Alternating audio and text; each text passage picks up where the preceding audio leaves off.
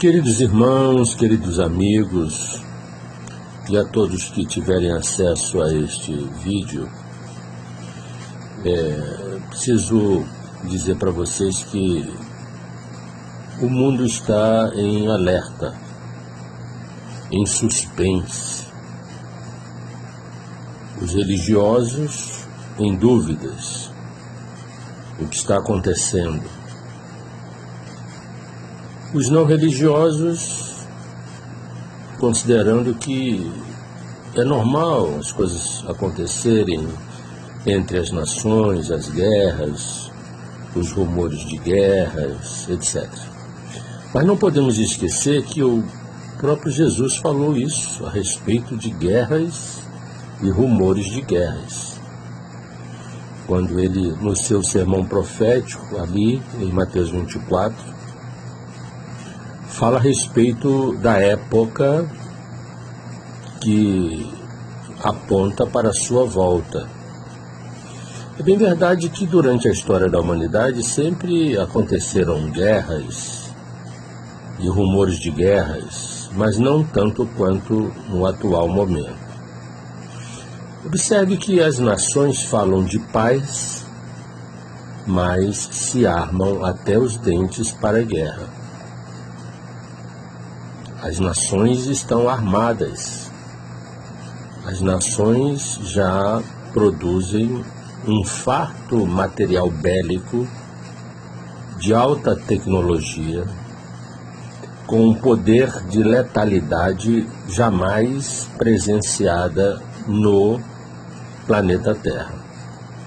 Sabemos que os exércitos, as forças aéreas, as suas tropas de terra têm capacidade de grande potencial de mortalidade, de dizimar nações inteiras. Muito bem. Estamos vivendo nesse momento um conflito que é decorrente daquilo que está acontecendo na Síria. Um governo ditador, autoritário, fazendo de tudo para se manter no poder e com o apoio de uma das potências mundiais, que é a Rússia. Não é segredo para ninguém que o Vladimir Putin vem apoiando o Bashar al-Assad, o presidente da Rússia, apoiando o presidente da Síria, para mantê-lo no poder. E, decorrente disso, vieram as revoltas e o grande morticínio. E, por último, a utilização de armas químicas contra possíveis rebeldes que também alcançam os civis.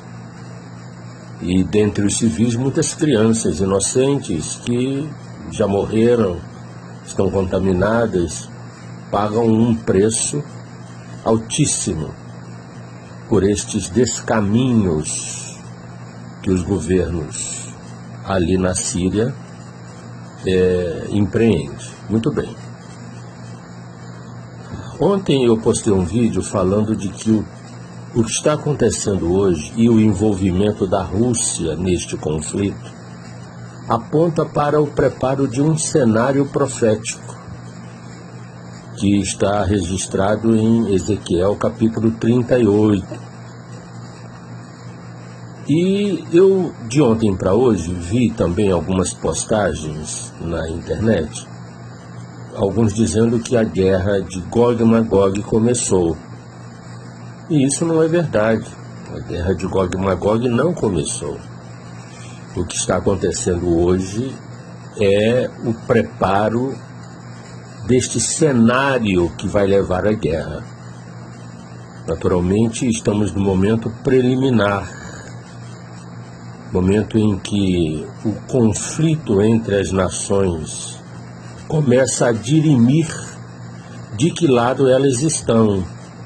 Por exemplo, a Rússia apoiando a Síria, os Estados Unidos e parte da União Europeia, pelo menos os aliados, apoiando a um ataque preventivo à Síria nas suas instalações produtoras de material químico, de armas químicas, e daí já está a divisão estabelecida. Nós, de ontem para hoje, vimos um ataque com mísseis das 3 forças americanas, francesas e inglesas contra possíveis alvos na Síria de locais industriais que produzem, segundo eles, material químico. Muito bem. Por outro lado, a Rússia se vê obrigada a condenar este ataque e hoje o Conselho de Segurança está reunido porque a Rússia pediu uma resolução de reprovação desse ataque ao território sírio. Em suma, o confronto está estabelecido. Os lados já estão definidos, praticamente.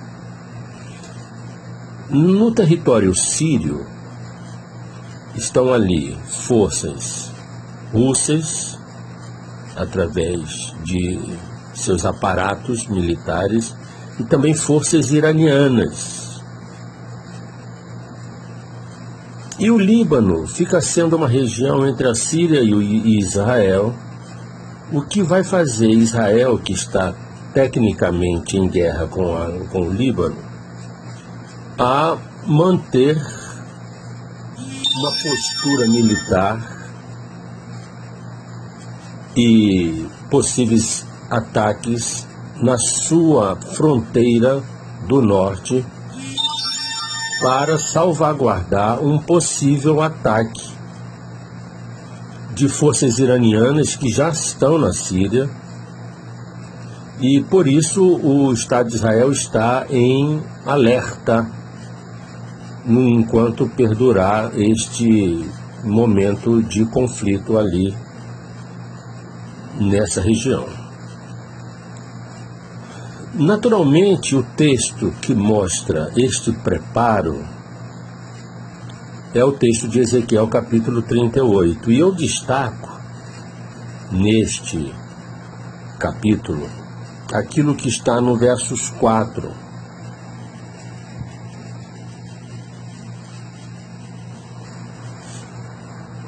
Que diz assim: far-te-ei que te volvas, far-te-ei que te volvas, porei anzóis no teu queixo, e te levarei a ti a todo o teu exército, cavalos e cavaleiros, todos vestidos de armamento completo, grande multidão, com pavês e escudos, empunhando todos a espada. Interessante que, se aqui Deus está se referindo a Gog, da terra de Magog, e já identificamos que Magog é neto de Noé por Jafé, segundo o index da Bíblia, no capítulo 10 de Gênesis.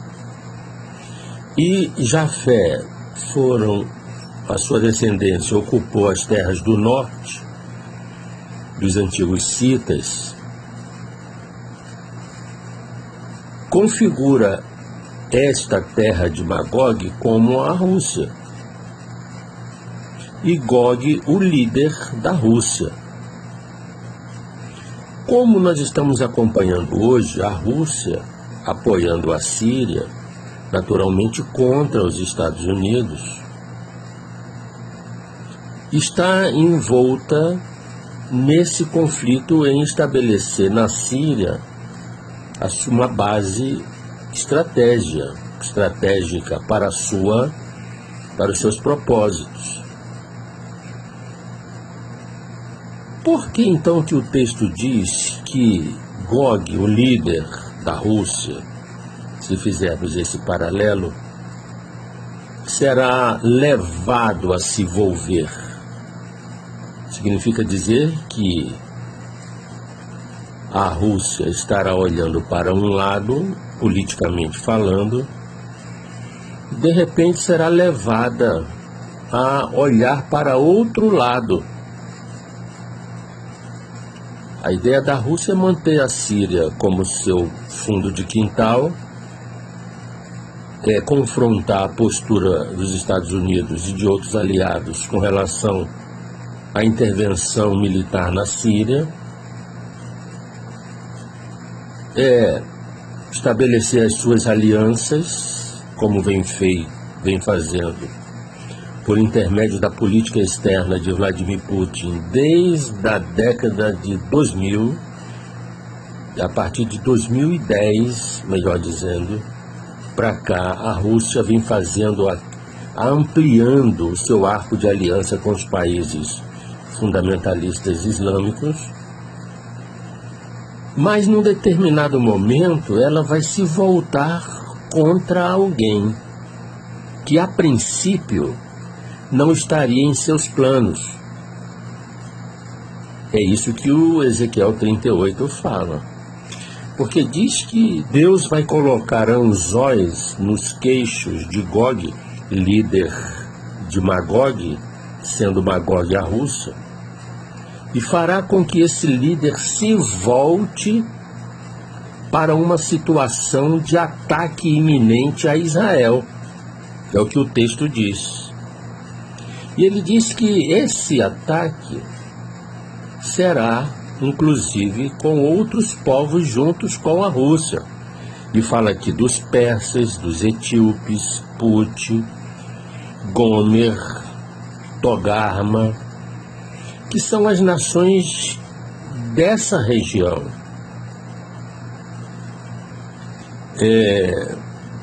A Pérsia é o Irã.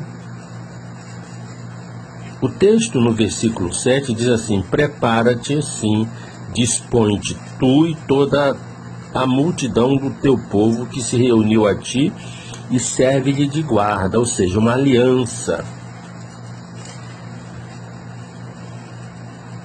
Depois de muitos dias serás visitado no fim dos anos. Esse fim dos anos pode ser entendido como o fim dos tempos. Virás à terra que se recuperou da espada, ao povo que se congregou dentre muitos povos sobre os montes de Israel. Isso aqui no versículo 8 fala que Israel voltando da diáspora, Israel voltando do espalhamento que inicia na década de 70 do primeiro século, quando Jerusalém foi destruída e começou a grande diáspora em Israel. Israel perdeu a sua terra e foi para todas as nações. Aqui já está falando que esse povo, quando voltar das nações, o que já aconteceu, está em franco processo de retorno dos judeus para Israel, diz que Gog vai invadir Israel, que se recuperou da diáspora, que se recuperou da espada, porque por onde Israel foi, teve que lutar para sobreviver. E diz assim: foi tirado entre os povos, e todos eles habitarão seguramente. Hoje Israel habita seguro. Há muito mais segurança em Jerusalém e nas cidades de Israel do que, por exemplo, no Rio de Janeiro, em Fortaleza, em São Paulo, nas capitais onde ocorre um nível de violência que já extrapolou todo o bom senso. Então Israel hoje vive em repouso, vive em paz, mesmo que esta paz seja mantida por aquilo que Israel representa no Oriente Médio, que é uma nação, talvez a maior nação de grande potencial bélico e militar, não em número, mas em tecnologia. E o texto continua dizendo no versículo 9 de Ezequiel 38: Então subirás, virás como tempestade. Isso aqui Deus está dizendo que esse Gog da terra de Magog, que reputamos ser a Rússia, virá contra Israel como uma tempestade. Far-te-ás como nuvem que cobre a terra, tu e as tuas tropas, muitos povos contigo. Interessante, né? Então já fala das alianças que hoje a Rússia tem com essas nações que odeiam Israel. Como a profecia é maravilhosa, fidedigna, inerrante. O versículo 10 diz assim: assim diz o Senhor Deus, naquele dia terás imaginações no teu coração e conceberás mau desígnio. O que isso quer dizer? O planejamento. A Rússia, em um determinado momento, se sentirá acuada, inclusive pelo que representa os Estados Unidos, e também por outras nações europeias, que fazem parte da coligação aliada, e vai buscar retalhar os Estados Unidos. Isso vai acontecer. E o texto está dizendo o seguinte: esse mau desígnio, essa conspiração, essa forma de pensar dos russos é no sentido de articular um mau desígnio, ou seja, olha, já que não podemos diretamente causar danos e prejuízos aos Estados Unidos, vamos causar danos e prejuízo ao maior aliado dos Estados Unidos, que estão na nossa região, que estão nas nossas fronteiras. E quem é o maior aliado americano no Oriente Médio? É aquele que está no meio, no médio, no centro da terra, que é Israel. Olhe como diz o texto: e dirás, subirei contra a terra das aldeias sem muros, virei contra os que estão em repouso, que vivem seguros, e que habitam todos sem muros e não têm ferrolhos nem portas. E essas características é de Israel. Aqui está dizendo que Gog, da terra de Magog, que reputamos a Rússia, virá e subirá contra Israel. Agora, vamos ver o objetivo disso. Isso a fim de tomares os despojos. Olha, e arrebatares a presa, e levantares a mão contra terras desertas que se acham habitadas, e contra o povo que se congregou dentre as nações, o qual tem gado, bens e habita no meio da terra. Que coisa maravilhosa! A Bíblia, ela é extraordinariamente viva. Aqui falou tudo. Terras desertas, mas que se encontram habitadas? Claro, Israel ainda tem terras desertas, mas são habitadas porque pertencem a Israel. Israel está num processo de ocupação ainda dessas terras, de judeus que ainda estão pelo resto do mundo, que serão congregados a Israel, que voltarão, farão aliá. A palavra aliá quer dizer subida, ascensão. É uma palavra do hebraico, surgiu na época de Esdras e Neemias, quando aqueles homens voltaram para Jerusalém, e passou a se constituir tradição: todos que voltam para Jerusalém fazem uma aliá. E que se acham habitadas contra o povo que se congregou de muitas nações. Quem foi que se congregou de tantas nações? Foi Israel, que voltou do Oriente Médio, da América Latina, da Rússia, não é? Da Etiópia, os judeus negros, os falachas, e voltaram para onde? Essas populações? Para Israel. E que tem gado e bens e habita no meio da terra. Ora, Israel tem riquezas. Só o Mar Morto é uma grande riqueza de Israel, ainda não explorado. Israel tem diamantes. Israel tem ouro. Israel tem potencial bélico. E habita no meio da terra. Quem é a nação que está no meio da terra, de acordo com Ezequiel 5, capítulo 5, verso 5? Esta é Jerusalém, pula, coloquei-a no meio das nações e terras que estão ao redor dela. Trata-se de Israel. No versículo 16, diz assim: e subirás contra o meu povo de Israel. Aí ficou claro. E subirás, Gog, da terra de Magog, que reputamos a Rússia. Subirás contra o meu povo de Israel, como nuvem a cobrir a terra. E quando acontecerá isso? O versículo continua: nos últimos dias, hei de trazer-te contra a minha terra, para que as nações me conheçam a mim, quando eu tiver vindicado a minha santidade em ti, ó Gog, perante elas. É algo extraordinariamente belo a profecia, porque ela está mostrando que o que está acontecendo hoje, nesse ataque à Síria, que envolve a Rússia, o Irã, os países que estão contra o governo de Bashar al-Assad, não para destituir o governo, para impedi-lo de usar armas químicas, que é internacionalmente proibido, fará com que esse cenário constitua as condições necessárias para que de uma hora para outra a Rússia se volte contra Israel. O foco aqui é a Israel, não é a Síria.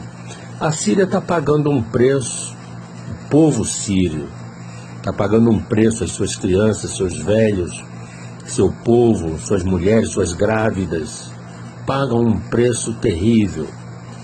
Mas este cenário profético aponta num futuro breve para Israel. Israel é o foco do ódio das nações. E isso aqui também mostra para você cujo objetivo desse ataque de Gog e Magog a Israel é tomar os despojos, é saquear a presa. Então, não existe aqui um interesse de destruir o povo de Israel, de acabar com a nação de Israel. Os objetivos são específicos e as nações que virão contra Israel são específicas. Isso mostra que esta guerra não será a guerra do Armagedon, como muitos pensam.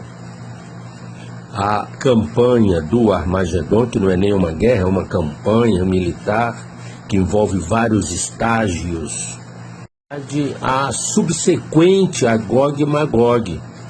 Gog e Magog se constrói formando um cenário para a guerra do Armagedon. São guerras distintas, porque os objetivos para Gog saquear, ou melhor, atacar Israel é o saque, é o destronamento, para alcançar e atingir o aliado dos Estados Unidos no Oriente Médio, que é Israel. O que estamos vendo hoje acontecer com a Síria, o ataque americano, inglês e francês às instalações sírias e o posicionamento da Rússia, são elementos que estão compondo o cenário para a guerra de Gog e Magog. Ainda não é em si a guerra, como vi alguns noticiarem na internet, mas é o preparo, o cenário, o quebra-cabeça político, colocando as suas peças nos devidos lugares, para que então isto venha a acontecer. Poderia falar muito, inclusive, qual será o resultado desta guerra de Gog e Magog. Qualquer hora eu vou falar sobre o resultado desta guerra, o que vai acontecer, também no livro do profeta Ezequiel. como o próprio Deus vai intervir nesta campanha militar. E como as nações saberão que há Deus em Israel. E esse Deus que vindicará a santidade por intermédio da vitória que Israel terá na guerra de Gog e Magog, e eu já estou antecipando que haverá vitória de Israel, fará com que surja aí um vácuo de poder, porque a Rússia vai quebrar nesta guerra. O texto de Ezequiel diz que Deus tem algo contra Gog, da terra de Magog. O que é que Deus tem contra os líderes da Rússia?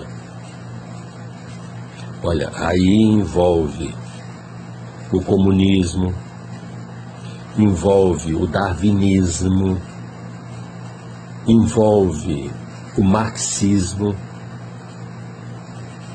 as teorias de Marx e Engels,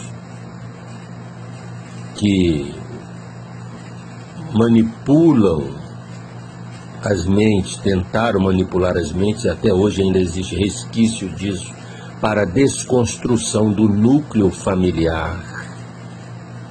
O problema do comunismo não é o ateísmo tão somente, é a desconstrução do núcleo familiar, cujos instrumentos para isso se desdobram. Hoje, um instrumento dessa tentativa de desconstruir a família é a revolução sexual das mulheres, é a questão da ideologia de gênero.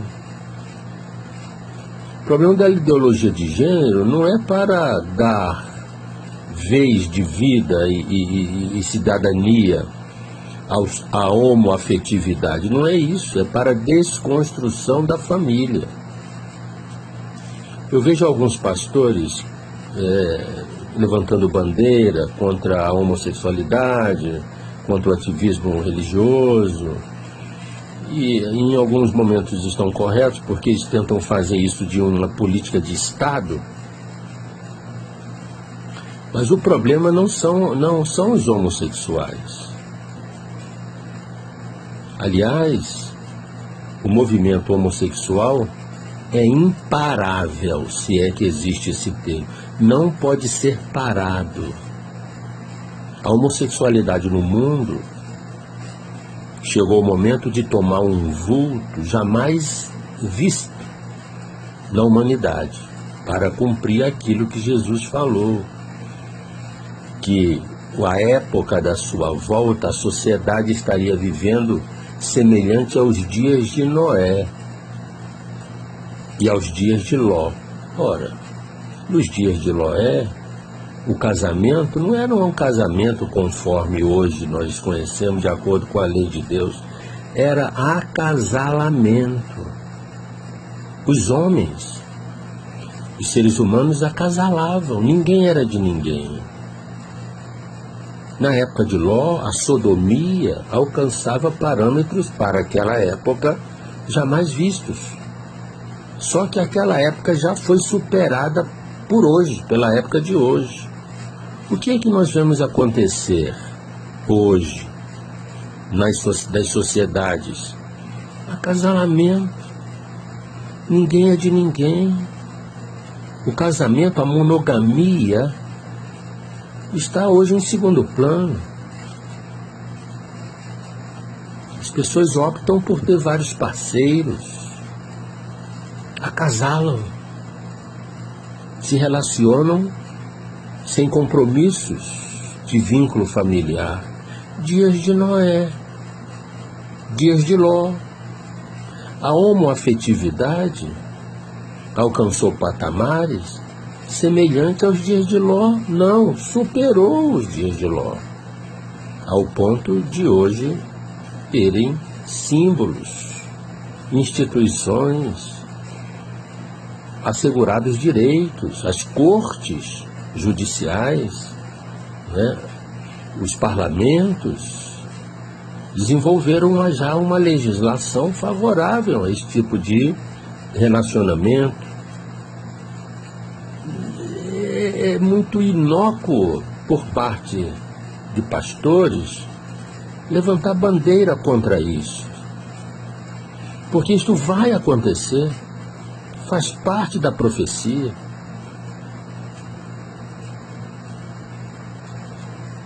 O mal que o homem causa a si mesmo e ao outro servirá de elementos para o seu próprio juízo.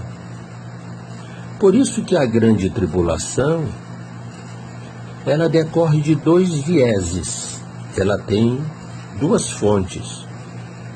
A fonte divina, por intermédio de elementos contundentes da ação divina no clima, na geodésia, nos mares, nos ares, mas também terá um viés humano, que é o mal que o homem faz contra si próprio. Esses dois elementos se fundirão e comporão aquele período conhecido como a grande tribulação, ou o dia da ira de Deus, que se aproxima velozmente.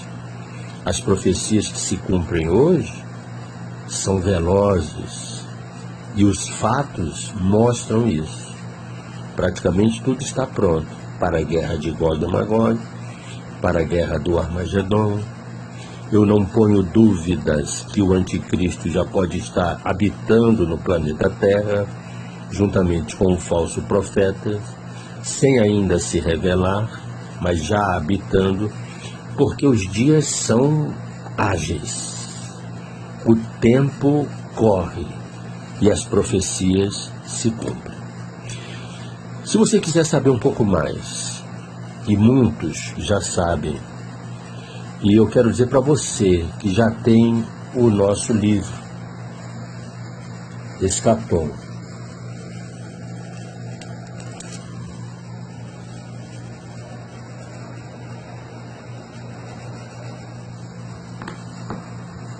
Leia ali,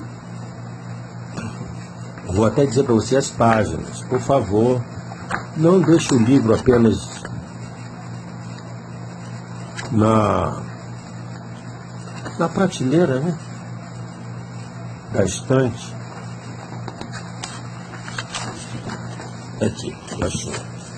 Aqui nós avançamos um pouco nas questões do porquê Deus tem algo contra Gog, da terra de Magog. Da página 136 em diante, você vai encontrar ali inclusive os motivos. O comunismo aniquilou mais de 70 mil pessoas, instituiu o ateísmo e estabeleceu filosofias para a desconstrução da família. E quando governos tentam atingir a família, a instituição que Deus criou, e com isso as crianças, é hora de Deus se levantar para espantar a terra. E lá o Apocalipse de Isaías, capítulo 24, o Senhor diz isso, que ele vai se levantar para espantar a terra. A terra, a humanidade, já reúne todas as circunstâncias e condições necessárias para esse desfecho escatológico. Deus te abençoe. Fique na paz do Senhor.